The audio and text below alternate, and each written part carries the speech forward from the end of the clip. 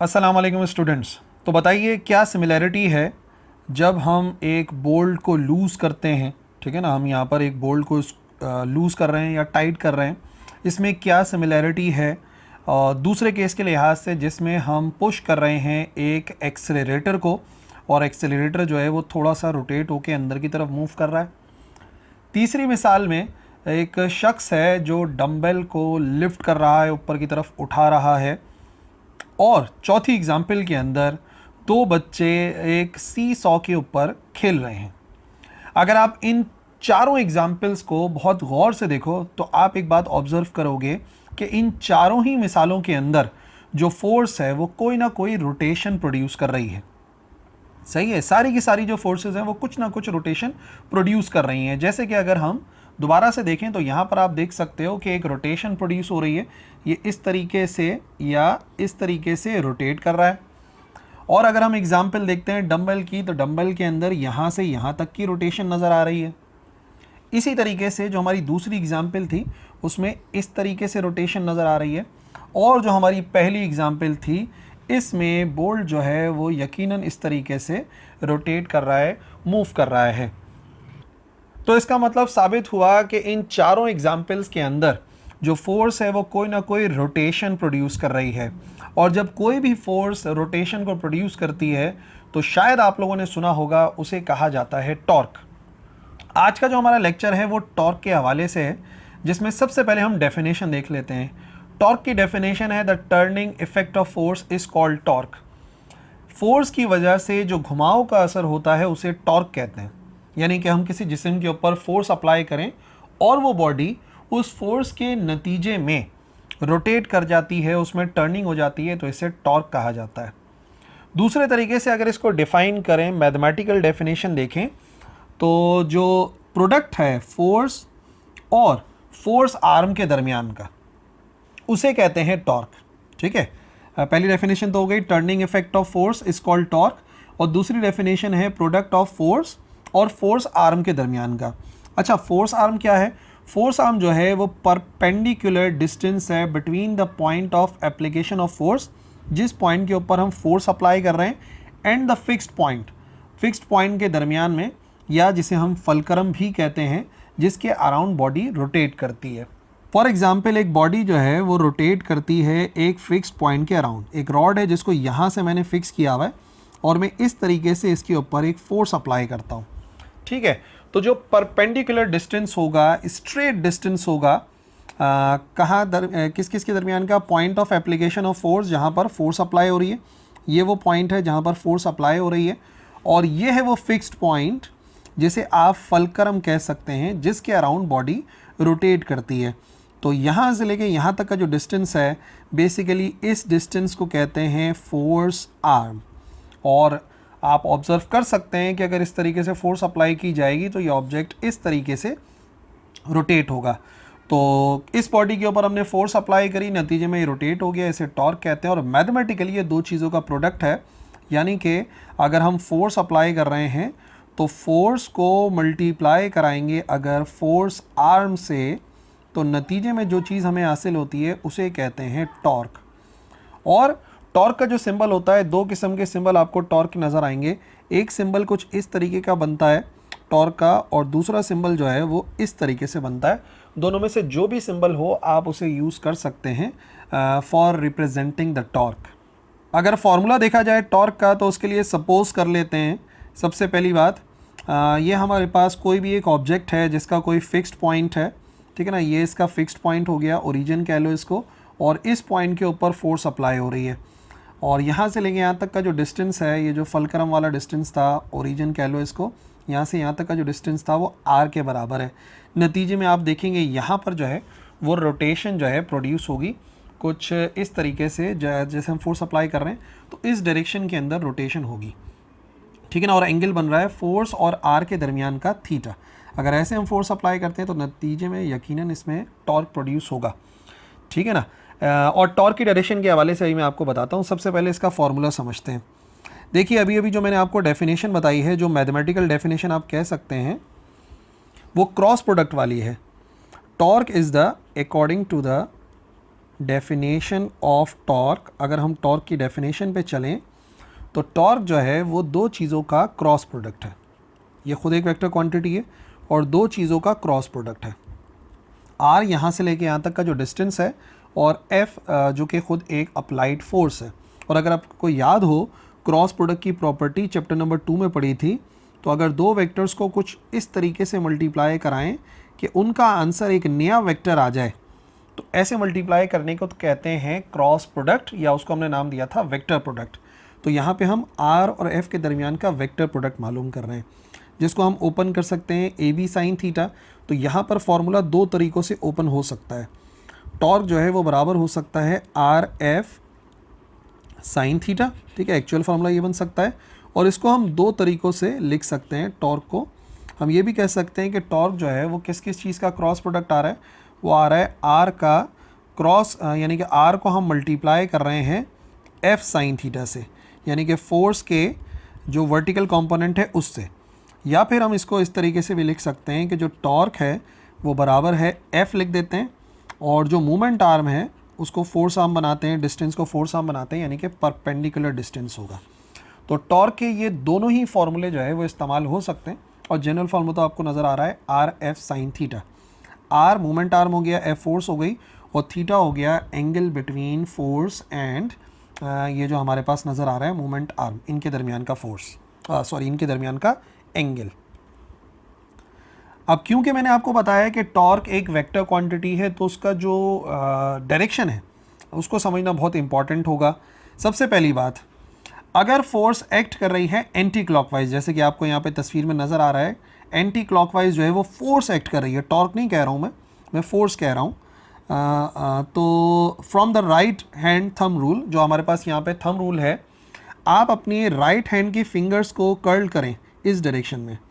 जो फिंगर्स हैं वो किस डायरेक्शन में होनी चाहिए, जो फिंगर्स हैं वो होनी चाहिए in the direction of force. Force किस डायरेक्शन में हो रही है, डायरेक्शन ऑफ रोटेशन कर लो, चलो इसको, जहाँ पे वो रोटेट कर रहा है या फोर्स अप्लाई हो रही है, ठीक है। और जो थंब होगा नतीजे में, जब आप उसको देखेंगे, राइट हैंड रूल को बनाएंगे, तो थंब जो है वो आपको शो करेगा डायरेक्शन ऑफ टॉर्क। क्योंकि याद रखिए जो क्रॉस प्रोडक्ट का फॉर्मूला था ना, क्रॉस प्रोडक्ट के मुताबिक टॉर्क बराबर होता है आर क्रॉस एफ। तो इसका मतलब क्या होता है कि जो टॉर्क है वो इन दोनों के ही परपेंडिकुलर होगी, इन दोनों से ही 90 डिग्री एंगल बनाएगी। तो अगर आप अपने सीधे हाथ की उंगलियों को इस तरफ से कर्ल करो, जिस डायरेक्शन में नज़र आ रहा है, अगर आप इस तरफ कर्ल करोगे तो अंगूठा यकीनन बाहर की तरफ पॉइंट करेगा आपका ना, स्क्रीन से ऊपर की तरफ आता हुआ नज़र आएगा। और स्क्रीन की तरफ से ऊपर की तरफ नज़र आने का मतलब ये हो गया कि ये जो टॉर्क होगी वो आउटवर्ड होगी। अगर कभी भी रोटेशन हो रही है एंटी क्लॉकवाइज, तो याद रखिएगा ये जो एंटी क्लॉकवाइज टॉर्क आपको नज़र आ रहा है, सबसे पहली बात ये है कि इसको हम कंसिडर करते हैं पॉजिटिव। ये कौन सा वाला टॉर्क है, ये पॉजिटिव टॉर्क कहलाता है, ठीक है। एंटी क्लॉकवाइज रोटेट करने की कोशिश कर रही है और फिंगर्स को हमने कर्ल करा इसकी डायरेक्शन में, तो थंब ने हमें बताया, थंब आपकी तरफ इशारा कर रहा होगा स्क्रीन से ऊपर की तरफ, दैट्स वाई यहाँ पे हमने लिखा है कमिंग आउटवर्ड।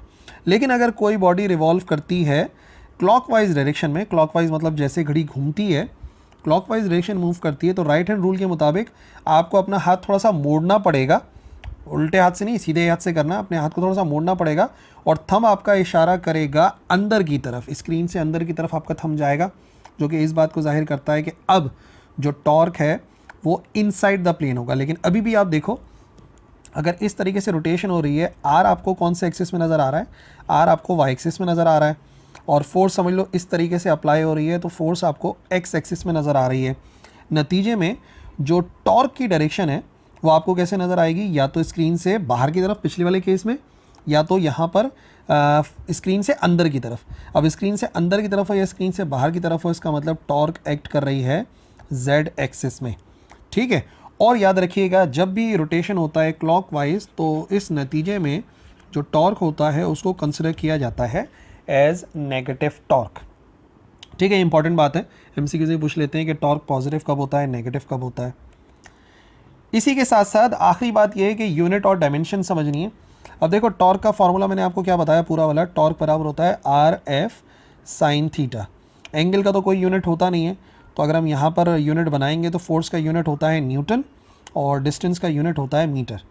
इसका मतलब जो SI यूनिट बनेगा वो न्यूटन मीटर हो सकता है, या अगर आप न्यूटन को ओपन कर लें तो जो न्यूटन होता है वो होता है किलोग्राम मीटर पर सेकंड स्क्वायर के बराबर। तो न्यूटन की जगह पर आएगा किलोग्राम मीटर पर सेकंड स्क्वायर इनटू ये वाला मीटर तो अपनी जगह पे लिखा हुआ है, तो SI यूनिट बन सकता है किलोग्राम मीटर स्क्वायर पर सेकंड स्क्वायर। तो इसको भी कह सकते हैं, और ये ज़रा बेसिक हो जाएगा, यहाँ पर किलोग्राम यूज़ कर रहे हैं। और इसी की मदद से फ़ायदा ये होता है कि इससे हम जो है ना डायमेंशन पता कर सकते हैं। किलोग्राम मास को शो करता है, किलोग्राम मास को शो करता है, मीटर लेंथ को शो करता है, और ये टाइम को शो करता है। तो ये बनेगा क्या, ये इस तरीके से बनेगा, M L के साथ क्या आ जाएगा, L के साथ आ जाएगा स्क्वायर, और यहाँ पे लिखा हुआ है सेकंड। इस तरीके से लिख देता हूँ पहले, फिर चेंज कर दूंगा, अभी डायमेंशन बोल नहीं रहा मैं, समझाने के लिए लिख रहा हूँ। T स्क्वायर लिखा हुआ है ना, इसी को प्रॉपर तरीके से लिखेंगे तो ये आ जाएगा ML square T-2। It is the dimension of torque. ठीक है, ये आ गया SI यूनिट और ये आ गए टॉर्क की डायमेंशन। और इसी के साथ साथ आखिरी काम ये है कि हमें टॉर्क और मोमेंट ऑफ इनर्शिया के दरमियान में एक फार्मूला भी ड्राइव करना है। याद होगा मोमेंट ऑफ इनर्शिया मैं आपको समझा चुका हूँ, जो काम मास करता है लीनियर मोशन में वही काम मोमेंट ऑफ इनर्शिया करता है एंगुलर मोशन में। अपने स्टेट को कंटिन्यू करने की सलाहियत को, अपने रोटेशन के कंटिन्यू करने की सलाहियत को मोमेंट ऑफ इनर्शिया कहते हैं। ठीक है, और मैं यहाँ पे आई बटन के अंदर लिंक डाल देता हूँ, अगर आपने मोमेंट ऑफ इनर्शिया का लेक्चर नहीं देखा ज़रूर जाके देखो, बहुत फ़ायदा होगा तुम लोगों को। और यहाँ पर जो है वो हम लोग ड्राइव कर लेते हैं इन दोनों के दरमियान का रिलेशन।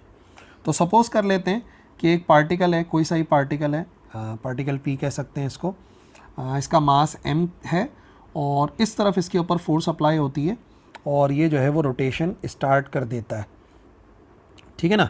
और अब आपको एक बात याद रखनी है, फोर्स, न्यूटन का सेकंड लॉ क्या कहता है, न्यूटन का सेकंड लॉ कहता है कि फोर्स प्रोड्यूस करती है लीनियर एक्सेलरेशन, फोर्स प्रोड्यूस करती है लीनियर एक्सेलरेशन।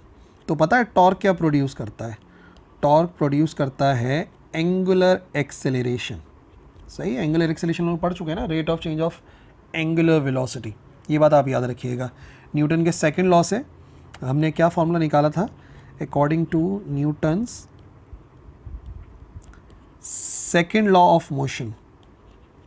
अगर Newton second law of motion को देखें तो इसके मुताबिक F बराबर होता है ma के, याद होगा। सही है भाई, F is equal to ma होता है।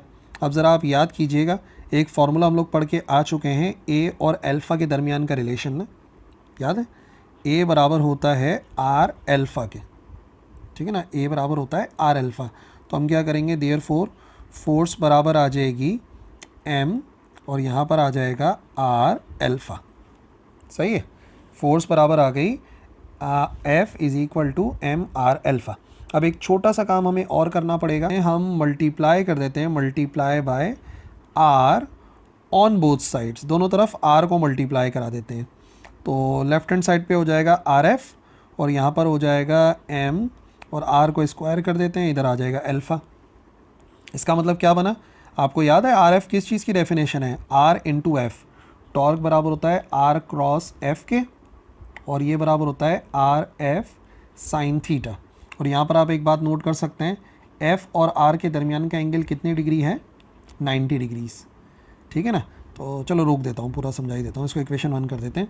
हमें पता है कि टॉर्क बराबर होता है RF साइन थीटा के। इस केस में थीटा कितना है, इस केस में थीटा आ रहा है 90 डिग्री के बराबर। देयरफॉर टॉर्क बराबर आएगा RF साइन 90, और साइन 90 बराबर होता है 1 के। इसका मतलब सीधा सीधा फॉर्मूला क्या बन सकता है, देयरफॉर टॉर्क बराबर आ सकता है RF के। सही है, टॉर्क RF के बराबर आ सकता है। तो क्या बनेगी हमारी इक्वेशन नंबर 1, इक्वेशन नंबर 1 बनेगी, इसकी जगह पर आ जाएगा टॉर्क, ये जो लिखा हुआ है MR स्क्वायर, बेसिकली ये होता है मोमेंट ऑफ इनर्शिया, और अल्फ़ा अपनी जगह पे लिखा हुआ है। तो टॉर्क की एक डेफिनेशन और भी बन सकती है अगर हम बनाना चाहें। टॉर्क दो चीज़ों का प्रोडक्ट है, torque is the product of, क्या क्या चीज़ है, आई होता है रोटेशनल इनर्शिया, या उसे कहते हैं moment of inertia, moment of inertia, और किस चीज़ का, एंगुलर एक्सेलरेशन का जो प्रोडक्ट है, वो भी कहलाता है टॉर्क। ठीक है, और वैसे याद रखना इंतहाई आसान है, मैं बार बार बता रहा हूँ, चैप्टर नंबर 4 कंप्लीट होने को आया है, मैं बार बार बता रहा हूँ, जो काम फोर्स का था लीनियर मोशन में वही काम टॉर्क का है एंगुलर एक्सेलरेशन में। तो हम ऐसे रिप्लेस कर सकते हैं ना, F is equal to ma लिखा हुआ है, तो एक्सेलरेशन लीनियर के बजाय जब एंगुलर में आती है तो अल्फा कहलाती है। फोर्स जो टर्निंग इफेक्ट होता है, फोर्स की वजह से रोटेशन होता है, उसे टॉर्क कहते हैं। और जो काम मास का होता है लीनियर मोशन में, वही काम मोमेंट ऑफ इनर्शिया का होता है एंगुलर एक्सेलरेशन में। इस वजह से टॉर्क का एक सिंपल सा फॉर्मूला बन सकता है आई अल्फा के बराबर। ठीक है जी, तो ये था आज का हमारा लेक्चर। आई होप टॉर्क से रिलेटेड जो भी बातें हैं वो आपको समझ में आ गई होंगी। अगर कोई कन्फ्यूजन है तो आप कमेंट सेक्शन में लिख सकते हैं, मैं इंशाल्लाह ज़रूर रिप्लाई करूँगा। ऑल द बेस्ट, अल्लाह हाफिज़।